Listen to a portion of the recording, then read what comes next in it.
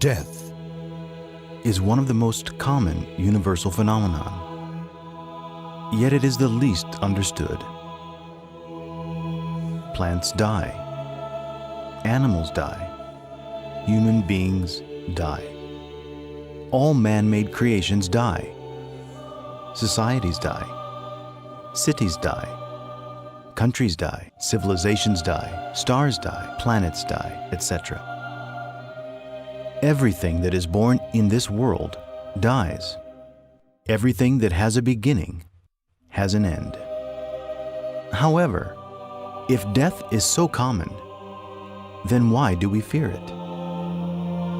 Why do we run away from it? Why do we want to avoid it? Why do we worry about it? If we want to know something about the fate that is awaiting us and about the meaning of life itself, it is essential, first of all, to know ourselves. That is urgent, un-deferrable, un-postponable. The physical body itself is not everything. A body is made up of organs, and each organ is composed of cells. In turn, each cell is composed of molecules, and each molecule is composed of atoms.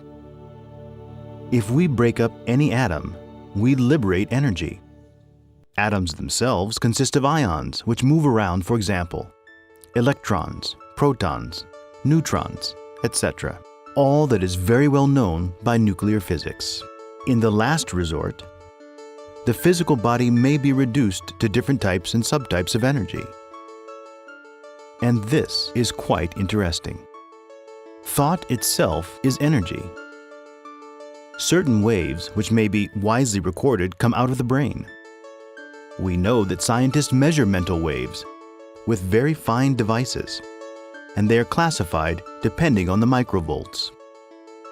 So in the last resort, our organism is reduced to different types and subtypes of energies.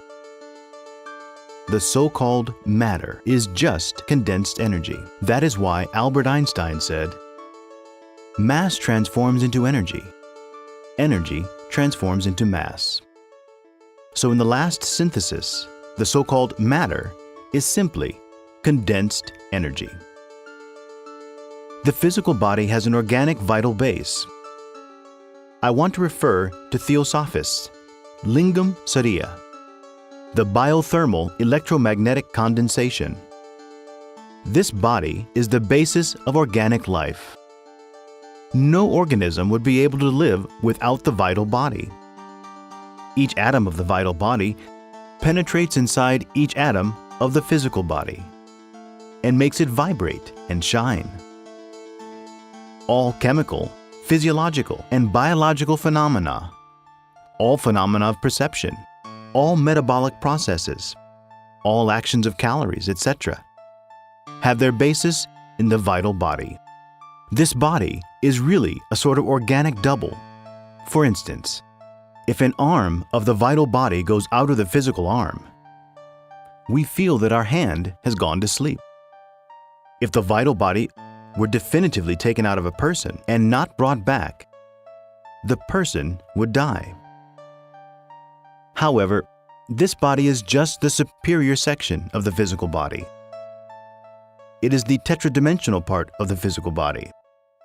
The Vedantic books regard both the physical and the vital bodies as a whole, as a unity.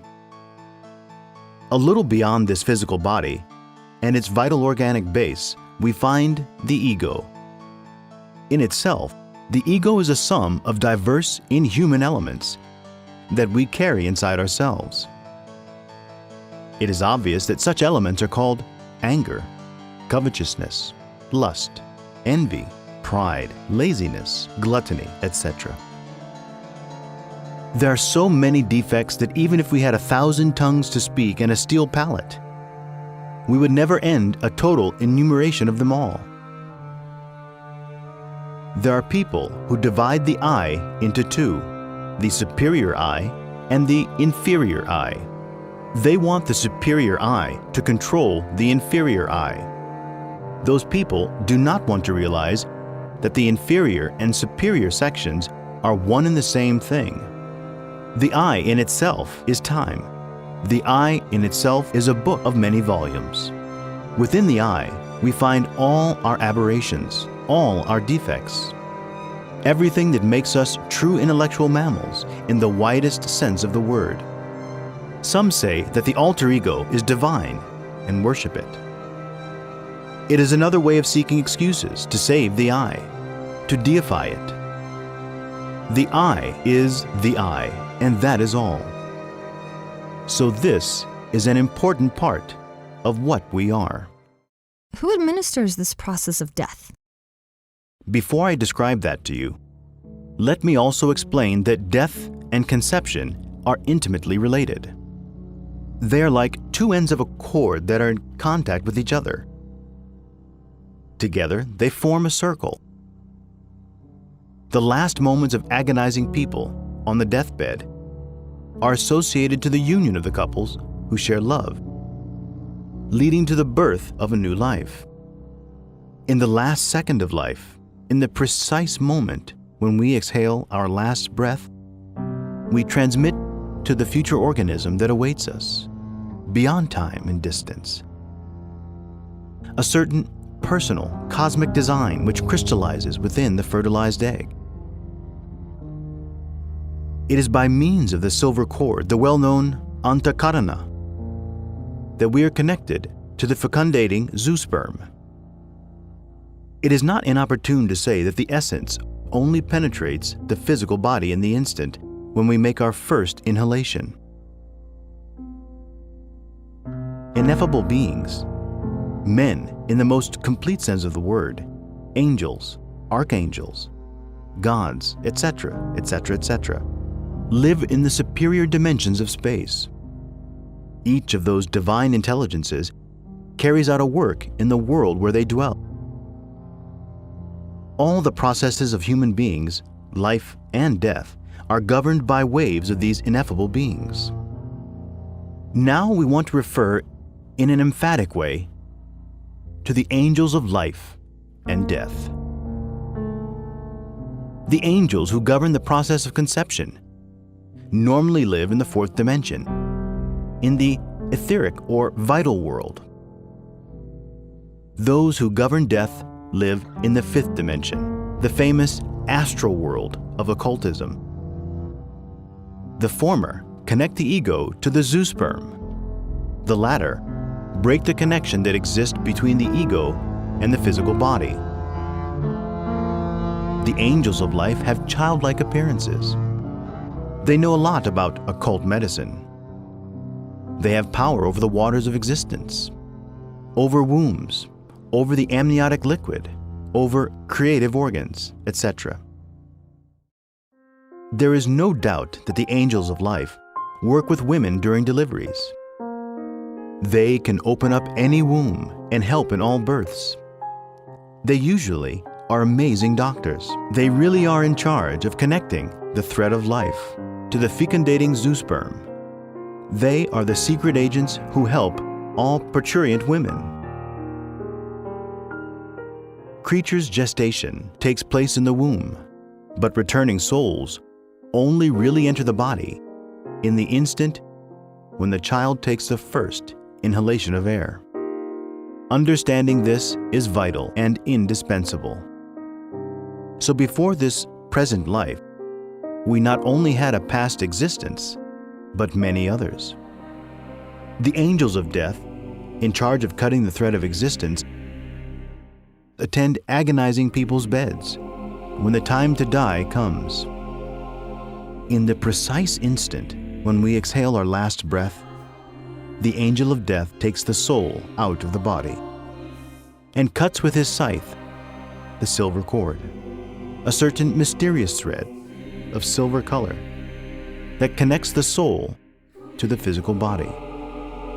This magnetic cord has a correspondence with the umbilical cord and may get longer or shorter to the infinite. Sleep is said to be a tiny death. It is well known that the soul is not inside the body during sleep. It travels to remote distances, and then the silver cord gets infinitely longer. Thanks to this thread, the soul may come back to the physical body when awakening after sleep. Dying people usually see the angel of death as a ghostly, skeletal figure dressed in a funeral garment. It is clear that they adopt such a sinister figure when they are at work. Out of work, they adopt beautiful figures, at times of children, at times of ladies, or venerable elder men. The angels of death are never bad or wicked. They always work according to the great law, the law of karma. Everybody is born at due time and dies exactly at due time. In practical life, policemen wear their uniforms. Doctors wear their white garments. The funeral garments and the skeletal figure of death angels horrify those who have not awakened their consciousness yet.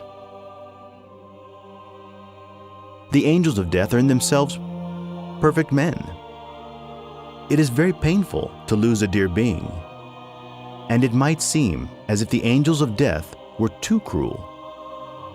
But they really are not, even though it may seem incredible.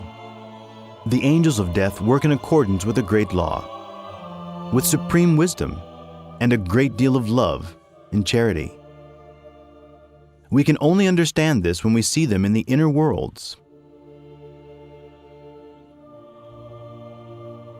The funeral symbols of death angels are a sickle to cut off lives, a skull of death, an hourglass, an owl, etc. The angels of death have different levels, forming hierarchies. There are grades and grades among them, levels and levels, etc.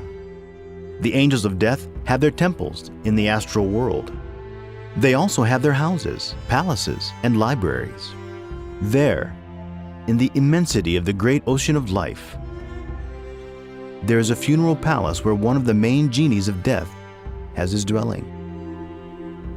His face is like an ineffable maiden's, and his body like a terrible man's. That marvelous being is a divine androgyne. Thousands of death angels work under his command. In his library, there are thousands of volumes with the written names and karmic data of all those who must die, each one in their due day and hour, according to the law of destiny, the law of karma. The science of death is terribly divine. The mysteries of death are grand. Jesus, in the solitude of the wilderness, met the adorable goddess of death. After having walked up from the Jordan, the goddess mother of death is known amongst the Aztecs by the name Mictlantecuhtli, and she is the supreme chief of death angels. She is the only one who delivers us from pain and bitterness. She takes us out of this vale of tears, millions of times, always full of an immense maternal love, full of charity, adorable and good. In the Hindu religion, she is represented by the name of Mother Kali. The blessed goddess of death is love and charity. The Aztecs represented her by a diadem with 9 skulls. 9 is initiation. Whoever realizes the Arcanum 13 is completely liberated. Is there anything else you would like us to understand about the mystery of death? It is very important to understand the process of death and how we can be better prepared for it. It affects everyone and will affect us one day. We cannot change that. But what matters is, will we be ready for it or not when our time comes? Will we be happy with our life when that moment comes?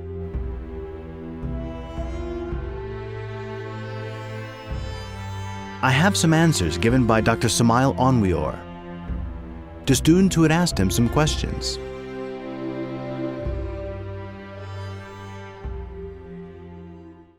Why are we afraid to think about death? And why are we attached to life? The desire to live is very great. All human beings want to live. They are attached to sensual life. It is obvious that the adhesion, the attachment, the desire to continue a material existence fascinates us. Under such conditions, in no way do we want to die. We are afraid of death. We do not want to stop existing. If people, based on comprehension, lose the desire to live in a material way, then the fear of death would disappear. You get rid of this fear when you understand the illusion of existence, when you see that nothing in this world is permanent. Ideas, things, and people pass away. Could you tell me what is the being? The being is the being. The being is the divine, the immortal spark in all human beings. Human beings still do not possess that spark inside their bodies. But if we sanctify ourselves and eliminate the sinful ego, it is clear that one day the spark will be able to enter our bodies. After death, are we able to remember the whole life that just ended? You should know, young lady, that all dead persons, after leaving the physical body, relive the life that has just ended retrospectively. The disembodied person will begin by living again those instants that preceded his death. For this reason, during the first days, as we said, he will live among his family, in his house, in his village, in his office, in his work. Afterwards, he will live in all former places. He will repeat the same dramas, the same words, the same scenes, etc., which correspond to each aspect of his past existence. The last retrospective part corresponds to the process of childhood. Once the retrospection is finished, we have to appear before the court of divine justice. The angels of law will judge us according to our acts, to our deeds. 3 ways are opened before the disembodied person. First, a holiday in the luminous regions of the infinite space, before taking birth again. Second, return into a new womb immediately or after some time. Third, to enter the infernal worlds inside the planet in which we live. You've told us that there is no tomorrow for the personality of a dead man and that the etheric body disintegrates little by little. I would like to know whether the personality takes longer to disintegrate than the physical body. The question from the audience seems interesting, and it is my greatest pleasure to immediately answer it.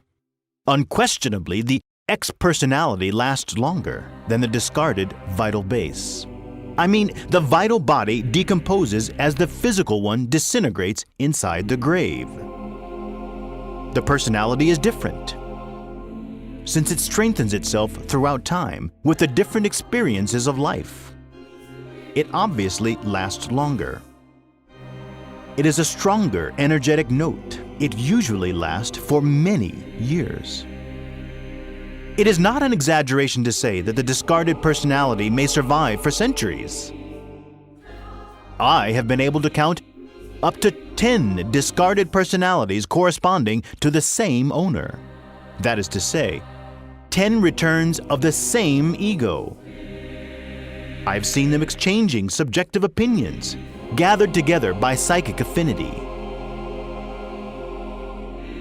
Now think for a moment of an ego which escapes the physical body after each return. It is clear that it leaves the personality behind.